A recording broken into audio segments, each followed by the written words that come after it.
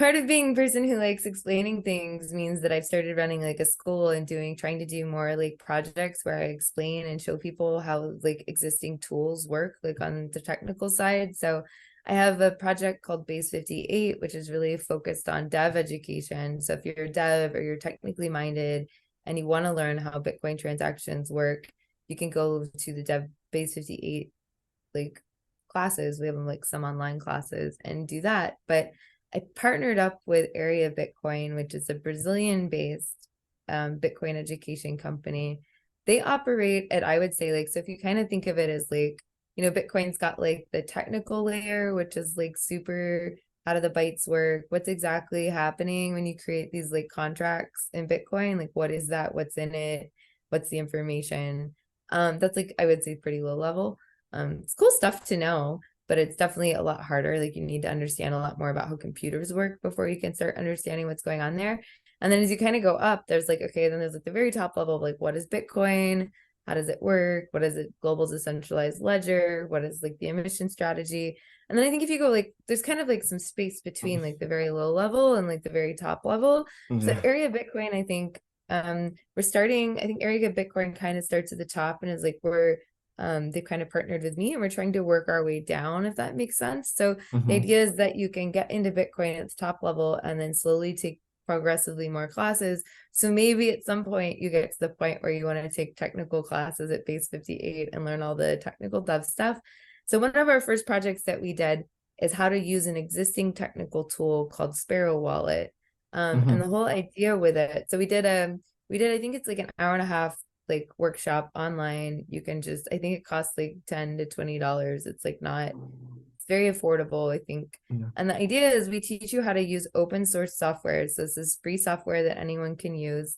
And we show you how to download it. Well, assuming you've downloaded it, we show you how to set up a multi-sig wallet with a friend. So in the example, Carol is one of the women who founders of Área Bitcoin. We go through the process of using Sparrow Wallet to set up a 2 of 2 multi-sig wallet.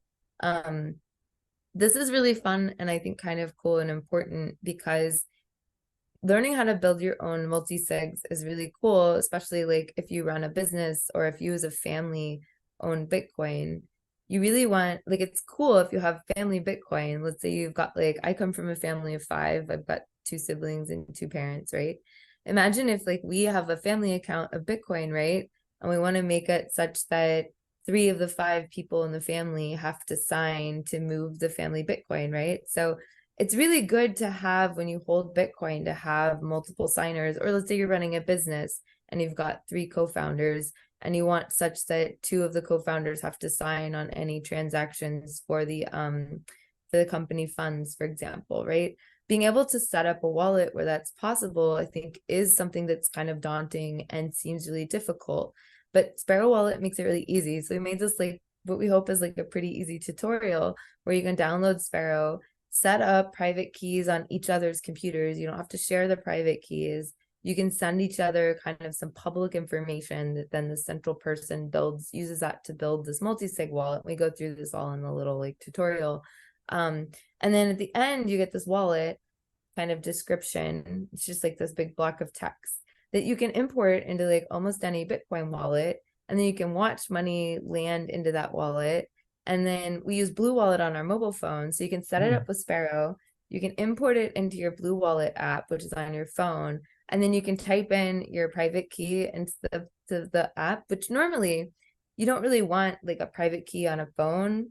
Mm-hmm. You can also do it. You could also use like a hardware key with your wallet. But for the example, we just type it in. The cool thing though is because it's multi-sig, if each of you has a private key on 5 different phones, then someone has to compromise a bunch of different phones before they're able to get your funds. So it's like it's less of a problem than if you have one key and you put that on your phone. I wouldn't recommend doing that. That's like Absolutely. not a good idea because then one Mhm. person only has to read off of your one phone, right? But the cool thing then is that then you have on your phone, if you want to make a transaction, let's say you've got a family thing and you're doing a 3 of 5, you can use the Telegram or WhatsApp to send little files around to sign a transaction. Everyone downloads it, signs it on their phone, sends it to the next person. And then once you get 3 signatures, you can send it. So the cool thing is it makes it such that you have security, like some of the best in class security on your Bitcoin, because it's a multi-sig, right? So same as stuff that like Unchained or Casa does with like the 3 of 5, whatever. That's basically their like best in class thing.